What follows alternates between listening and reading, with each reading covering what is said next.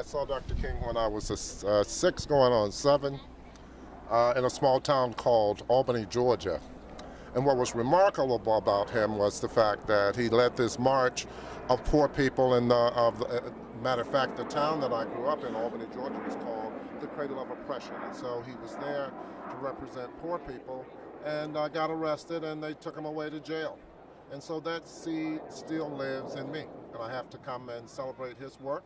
I never thought I would see a monument dedicated to him. I never thought I would see a black president in my time.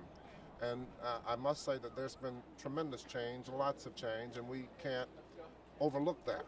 And by the same token, we've got a lot to do still in trying to connect what happened then with what's happening now. And many of those issues are still prevalent, and we still have work to do. So I encourage all citizens to take an active role in government.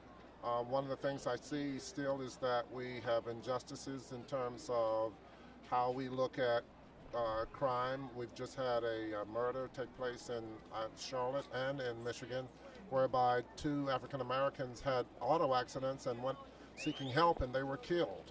And so I think that there's a lot of fear in this country that causes those types of behaviors. And then we look at the Wall Street and tremendous profits, and yet we still have issues with unemployment. And we see Congress going on vacation when, in fact, there are 1 million people waiting on unemployment checks, and they go on vacation for Christmas. I think that's wrong. So when I talk about what's wrong in America, what's just wrong in America, those issues I just mentioned is just wrong. And that has nothing to do with government. It has everything to do with us as a citizen and as a people. And we've got to take some real look at ourselves to see what is it that makes us behave this way. And I think that there's so much to do, but I say this, look at how much we're celebrating. We're talking about a black president. We're talking about a monument that was made for a man that committed his life to America, to peace, and to justice and equality. And what really floors me still is this is many years after his death, and we're just getting people to become corporate sponsors. I mean, it wasn't until in the recent history that corporate sponsors like Chevrolet came to support Dr. King and his cause. So I think that there's just America having to wake up to the reality that we owe this man so much.